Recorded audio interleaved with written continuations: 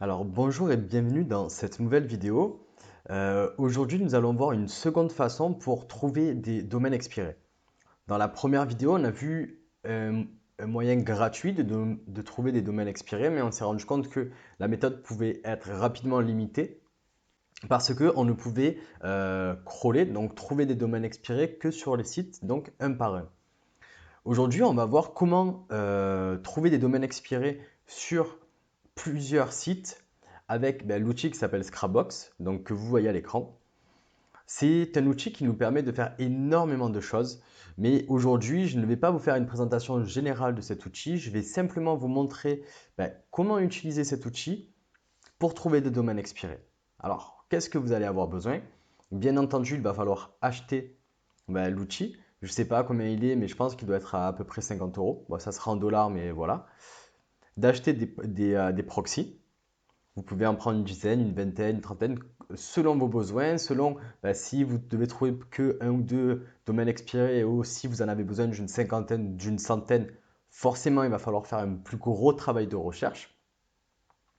Mais il y a un avantage avec Scrapbox, comme on va le voir dans quelques instants, c'est qu'il a un serveur de proxy interne, même si ce n'est pas ultra quali, ça nous permet quand même d'obtenir des résultats.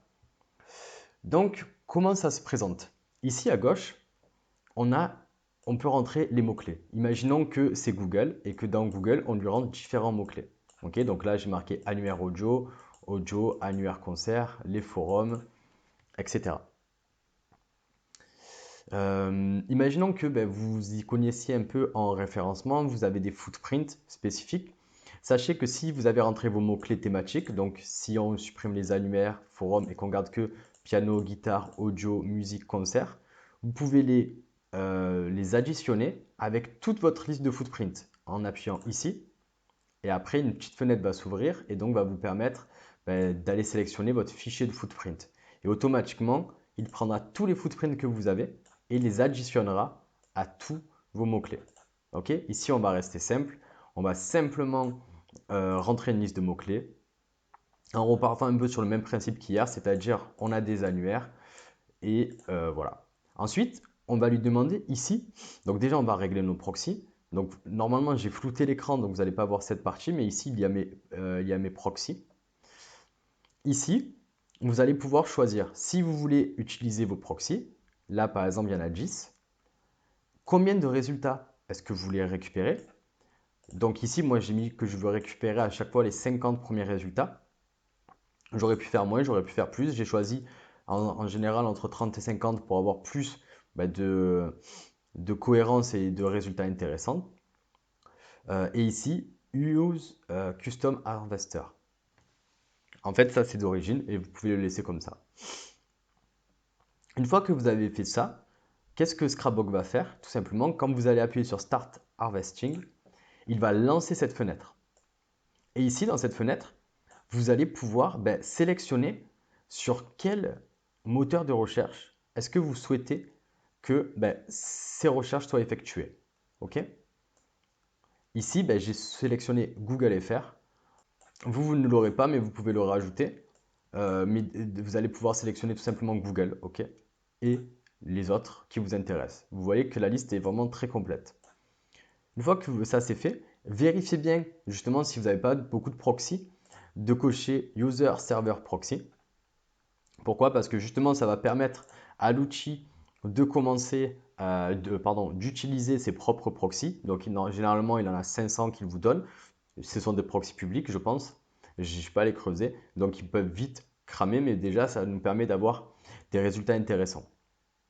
Et ensuite, vous avez plus qu'à appuyer sur Start. Et là, l'outil va se lancer. Alors là, je l'ai fait en avance, juste pour vous montrer que le tuto soit plutôt court, mais tout simplement, vous allez y cliquer sur Start, il va faire son truc, vous le laissez tourner. Si vous avez beaucoup de mots-clés, ça va prendre du temps. Donc, vous le laissez en arrière-plan, vous l'ignorez, vous revenez un peu plus tard. Et après, une fois que c'est fini, vous avez juste à fermer. Et là, à ce moment-là, vous allez voir la liste de tous les liens qui apparaissent, de tous les liens que vous avez trouvés qui apparaissent. OK? À partir de cette liste, qu'est-ce qu'on va faire? On va utiliser un premier plugin.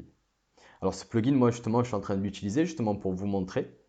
Qu'est-ce qu'on va faire? On va obtenir donc une liste d'URL. On va ouvrir. Donc, je vais juste vous montrer où se trouve, comment l'ouvrir. On va aller dans Add-on et sélectionner Link Extractor 64. OK.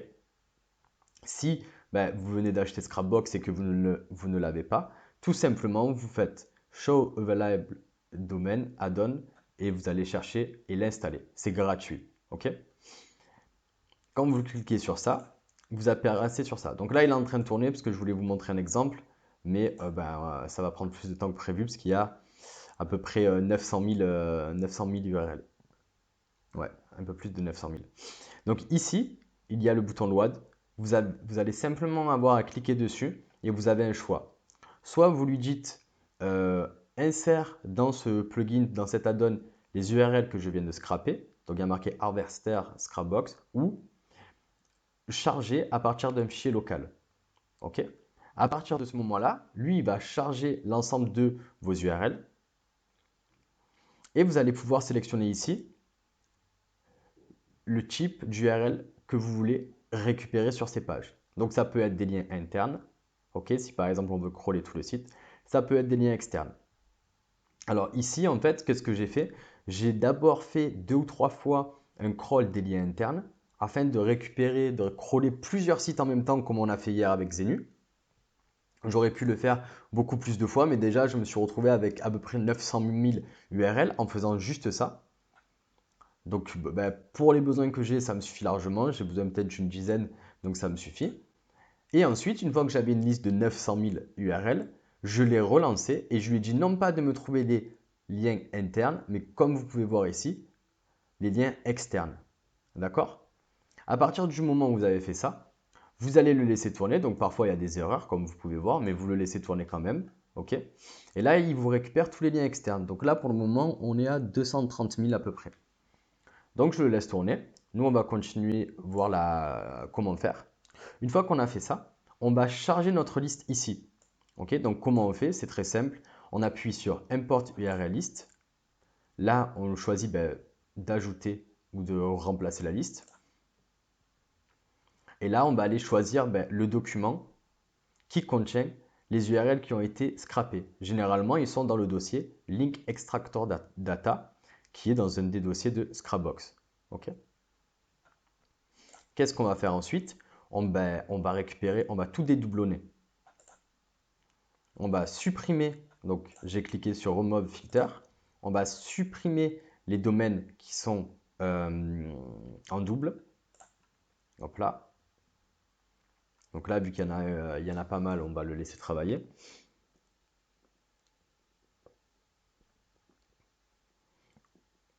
Voilà, donc là, au final, on avait 900 000 URL et on se retrouve seulement avec 2380 URL. OK? Donc là, si on ne trouve pas de résultat, c'est normal, puisque je vous montre l'exemple avec les URL que j'ai scrappés. C'est simplement, vu que ça tourne, je ne l'ai pas utilisé. Voilà, donc on va faire ça. On va faire, donc là, on va faire trim to root. Donc on va lui dire, garde-moi seulement le nom de domaine et non pas les URL. Hop là. Ok, donc là, il a tout mis au propre. On peut faire, si on veut, remove subdomain from URL. Hop là. Ça va nous supprimer les sous-domaines parce qu'on s'en fout. Hop là. Et là, à ce moment-là, je peux refaire au cas où un duplicate. Voilà, parce qu'il y avait beaucoup de sous-domaines. Là, on se retrouve avec une liste de 1500, 280, pardon. Là, on a quelques bugs, mais bon, voilà, on se retrouve avec une liste. Qu'est-ce qu'on va faire? Soit on va prendre cette liste, on va la nettoyer comme hier, c'est-à-dire qu'on va supprimer le HTTP, on va aller dans OVH ou quoi et on va les tester. Soit si la liste est super longue, on va faire simplement un grab check unregistered domain et on va tester. Alors, j'ai entendu dire, moi j'ai pas ce problème, mais ça peut être intéressant de le mentionner. Peut-être que vous allez avoir un problème, c'est-à-dire que vous, ça ne va pas marcher parce qu'il faut faire des réglages de WebServer DNS Setup. Pour le moment, je n'ai pas forcément de problème. Peut-être que si je réglais, ça serait beaucoup plus précis. Mais vu que je fais toujours un double check, je ne creuse pas trop de ce côté-là. Mais vous, si ça vous intéresse, vous pouvez creuser et vous pouvez peut-être affiner les résultats. Donc une fois on lui a dit, une fois qu'on a cliqué sur cette option, ben, c'est simple, on a juste appuyé sur Start. Et voilà, là il va nous dire, ah ben cela il semble mort, cela il semble bien. Ok? Voilà, normalement, comme je vous ai dit, ils sont tous bons. Hop là. Mais si jamais il y en a un qui est bon, et bien ici, au lieu d'apparaître en rouge, ça va apparaître en vert, tout simplement. Et vous allez pouvoir exporter les domaines qui sont valides. Voilà. Et à partir de ce moment-là, vous aurez fait un premier check. Alors ici, peut-être que vous dites, ouais, mais ça ne sert à rien parce qu'il y en a 180. Il y a plein de bulk checks qui existent qui peuvent me servir, qui peuvent m'en trouver 180. Et vous avez raison. Mais vous allez voir qu'en fait, au final, vous n'allez pas vous retrouver avec 180 domaines généralement à tester, mais avec beaucoup, beaucoup plus. Donc, c'est à ce moment-là que faire un premier tri, même si effectivement dans ce tri, vous pouvez passer à côté de certains, c'est intéressant pour gagner du temps. OK? Voilà, donc là, on a vu tout le processus. Je vais le répéter rapidement. Mais à partir de ce moment-là, vous pouvez automatiser la recherche de tous vos domaines expirés ou de vos backlinks. Après, si vous avez des idées, mais regardez, vous allez rentrer tous les mots-clés que vous voulez. Ensuite, ou tous les annuaires, tous les mots-clés, ce que vous voulez, ok? Ici, vous allez régler le nombre de résultats. Ici, en bas, vous allez mettre vos proxys. Ensuite, vous allez appuyer sur Start Harvesting. Qu'est-ce qu'on fait? On récupère tout simplement les URL sur Google. Au lieu de le faire à la main, Scrapbox, RDDZ, Gscraper le fait pour vous. Une fois qu'on a fait ça, on va aller récupérer grâce à un add-on les liens qui sont à l'intérieur. D'accord? C'est-à-dire que je suis sur une page, je suis sur la page les guitares acoustiques par exemple. Et bien Scrapbox, ce qu'il va faire, c'est qu'il va aller sur. En gros, il fait comme Xenu, sauf que Xenu peut le faire à plusieurs niveaux et là Scrapbox, il va falloir le relancer. Ok? Une fois qu'il a récupéré toutes les URL en interne, on va lui demander de nous mettre dans un fichier à part tous les liens qui sont externes. Et à partir de là, on va pouvoir commencer à checker les liens externes qui sont en ligne et ceux qui sont hors ligne, c'est-à-dire qui sont potentiellement achetables. OK? Avec cette option-là, Check Registered Domain. OK?